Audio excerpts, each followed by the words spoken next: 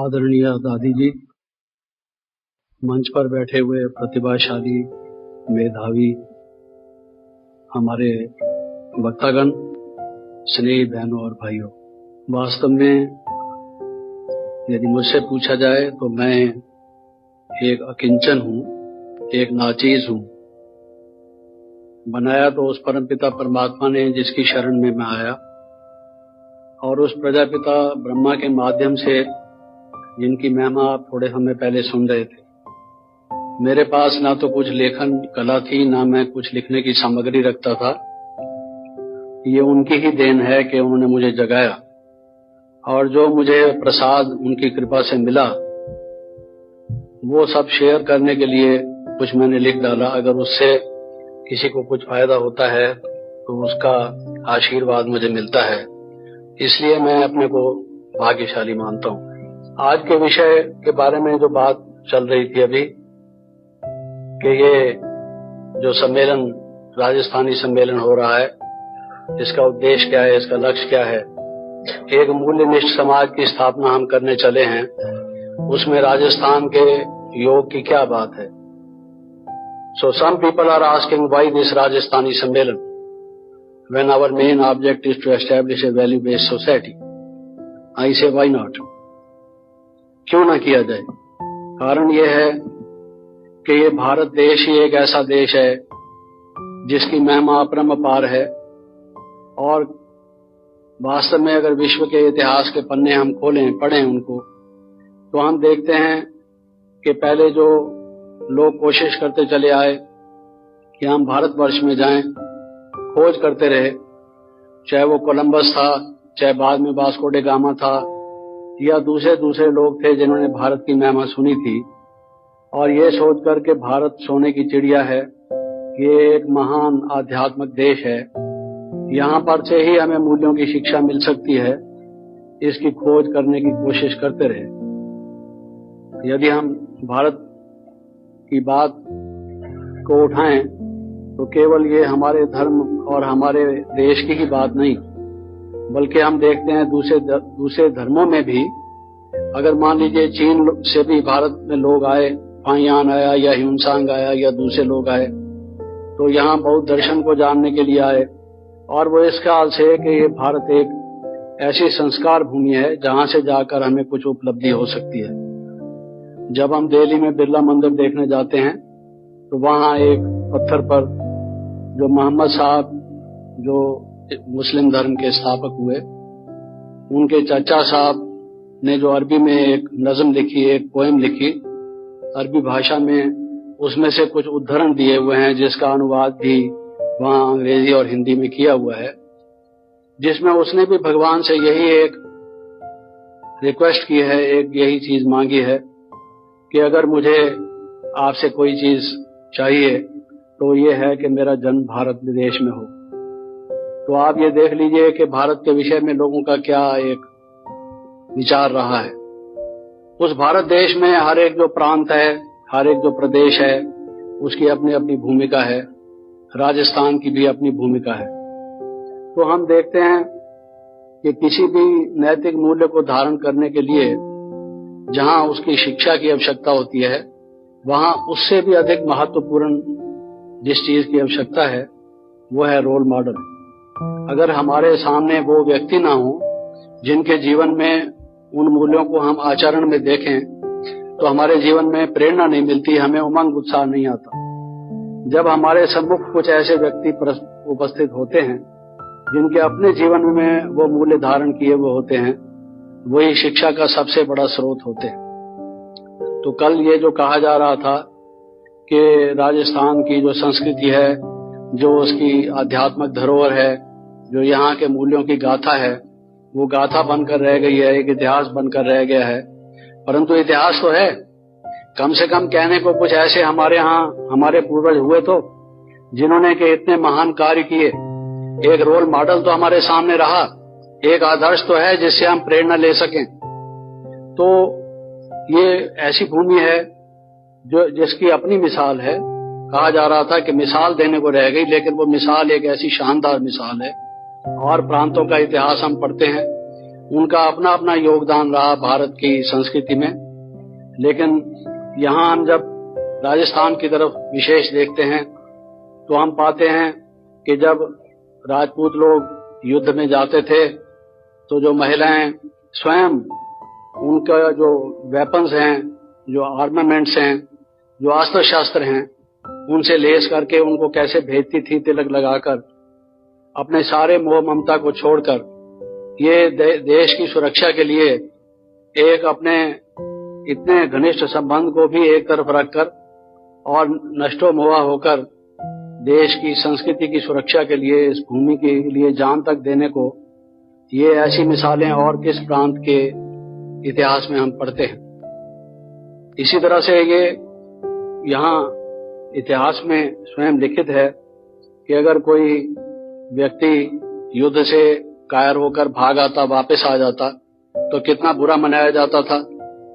हालांकि हर एक व्यक्ति ये चाहता है कि चलो जान बचाई लाखों पाए, लेकिन उसमें यह समझा जाता था कि इसने तो हमारे दूध को कलंकित किया, हमारे कुल के नाम को कलंकित किया, हमारी संस्कृति को बदनाम किया। ये कैसा राजपूत है, ये राजस्थान का कैसा निवासी है कि युद्ध भूमि को छोड़कर घर वापस लौट आया, ऐसा कायर है, नपुंसक है। तो देखिए गीता में ये सारा पाठ पढ़ाया गया है कि हे अर्जुन तू नष्टो मोहा बन। मोह एक बहुत बड़ा विकार है और बार बार उसके विषय में कहा गया है। देह अभिमान एक बहुत बड़ा मनोविकार है। तो देह के संबंध में भी जो पति पत्नी का संबंध है, बच्ची या पिता का संबंध है, ये एक बहुत नजदीक का संबंध होता है। और उस संबंध को भी एक तरफ रखकर जब कोई नारी स्वयं तिलक देकर किसी को युद्ध भूमि की ओर भेजती है तो ये नष्टो मोहा की इससे ज्यादा बढ़कर और क्या मिसाल हो सकती है। लेकिन कहाँ गए वो चारण, कहाँ गए वो भाट जो राणा सांगा का नाम लेकर, महाराणा प्रताप का नाम लेकर उनको उत्साहित करते थे। उनमें फिर से वो, उनकी नसों में वो खून दौड़ जाता था और वो युद्ध भूमि की तरफ अपनी म्यान से तलवार निकालकर जल्दी से भाग जाते थे कि हमारी भारत माता, हमारी ये भारत भूमि हमसे कुछ चाहती है, हम अपना खून भी उसके लिए दे देंगे। जान मनुष्य को सबसे प्यारी होती है। पैसा प्यारा होता है, मिल्कियत प्रॉपर्टी प्यारी होती है, संबंध प्यारे होते हैं, लेकिन सबसे प्यारी व्यक्ति को अपनी जान होती है, अपनी जिंदगी होती है। वो जिंदगी पर खेलना कोई आसान बात नहीं है। तो व्यक्ति उस बात की परवाह ना कर जब चला जाता तो मैं समझता हूँ इससे बड़ा त्याग, इससे बड़ा मोह का छोड़ना और क्या हो सकता है।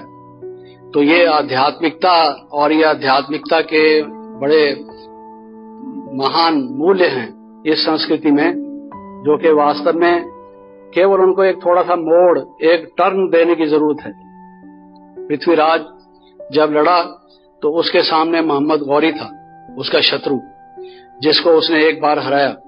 ये इतिहास की बात है। इतिहास से हम जानते हैं कि मनुष्यों से कई भूलें भी हुई। वो एक भूल हुई कि उसने उसको छोड़ दिया, उसका नतीजा हम सबको भुगतना पड़ा, एक अलग बात है। लेकिन ये हम देखते हैं कि उसके सामने जो एक शत्रु था वो मोहम्मद गौरी था। आज अगर हम उस बात को पलटकर ये कह दें कि मनुष्य आत्मा हो तुम्हारे शत्रु ये 5 विकार हैं, काम, क्रोध, लोभ, मोह और अहंकार। आए राजस्थान के वासियों, आए राजपूतों, क्या देखते हो तुम्हारे देश के लोगों ने, तुम्हारे प्रांत के लोगों ने अपनी जान की बाजी पर खेल गए, अपने खून का आखिरी कतरा बहा दिया। तुम्हारे वो पूर्वज तुम्हें भूल गए। आज हमारा देश मांगता है हमसे कुर्बानी।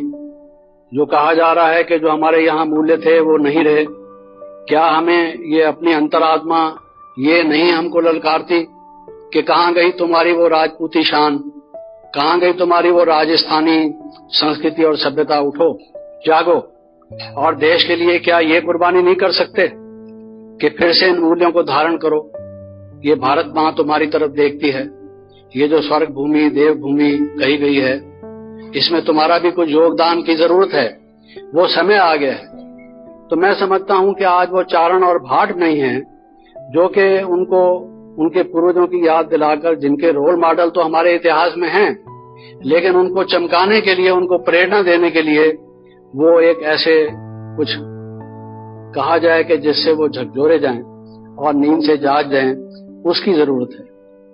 तो मेरा निवेदन है कि राजस्थान का तो मूल्यों की पुनर्स्थापना में एक बहुत बड़ा योगदान है। मैं जब छोटा था, 5वीं कक्षा का विद्यार्थी था, पहले हमें जब भारत के इतिहास पढ़ाना शुरू किया गया तो उसमें श्री राम और श्री कृष्ण का इतिहास पढ़ाया गया, रामायण और महाभारत के विषय में कुछ बताया गया। उस प्रसंग में ये कहा गया कि राम सूर्यवंशी थे, श्री कृष्ण चंद्रवंशी थे, और कुछ इतिहासकार ऐसा कहते हैं कि श्री कृष्ण सूर्यवंशी थे, राम चंद्रवंशी थे। इसके विषय में इतिहासकारों में मतभेद है, परंतु सूर्यवंश और चंद्रवंश हमारे देश के आदि वंश थे। उसमें बड़े गौरवशाली राजा हुए, वो चक्रवर्ती राजा हुए, बड़े मेधावी राजा हुए, और इस देश का नाम जो है वो उन राजाओं के कारण से ये स्वर्ग भूमि थी। वो इतने मूल्य उनके जीवन में थे कि उनको देवी देवता कहा जाता था, इत्यादि ये बात हम पढ़ते थे। और उसके प्रसंग में फिर जब आगे बढ़े, उसकी अगली कक्षा में हम गए तो भारतवर्ष के जो इतिहास के बारे में, राजपूतों का इतिहास, राजस्थान का इतिहास हमें बताया गया। तो हम जब राजपूताने का इतिहास पढ़ते थे, राजपूतों की हिस्ट्री पढ़ते थे, तो उसमें ये कहा गया था कि राजपूत लोग ऐसा मानते हैं कि हम सूर्यवंश और चंद्रवंश के वंशज हैं। और आपको मालूम है कि यहाँ बहुत से महाराजाओं के जो चिन्ह हैं, अपने राज चिन्ह हैं, वो भी सूर्य इत्यादि रहे हैं। तो उनके यहाँ अपने शिजरा नसब हैं, वंश वृक्ष हैं, उनके जेनोलॉजिकल ट्रीज बने हुए हैं, जिससे वो बताते हैं कि कैसे वो सूर्यवंश और चंद्रवंश के सक्सेसर्स हैं। तो वो सूर्यवंश और चंद्रवंश के जो वंशज हैं, जो राजपूत राजस्थान के लोग, तो इतना महान वो जो सूर्यवंश और चंद्रवंश था, उसकी पुनः स्थापना कैसे होगी? किसी ने कहा है कि हिस्ट्री रिपीट्स इटसेल्फ, ये इतिहास की पुनरावृत्ति होती है। वेदों में भी कहा गया है, सूर्य चंद्र मसौ धाता यथा पूर्वम कल्प्यत, उसकी फिर से वो रचना की जाती है। इतिहास जो है रिपीट होता है, ये साइक्लिक है। हिस्ट्री जो है, जो समय की काल की गति है, वो चक्राकार है, फिर से पुनरावृत्ति होती है, उसकी आवृत्ति होती है, फिर पुनः पुनः आवृत्ति होती है, इसलिए पुनरावृत्ति होती है। तो फिर से वो पुनरावृत्ति करने के लिए, जिससे हमारे देश में फिर से मूल्य वो स्थापित हों, ये बताने की जरूरत है।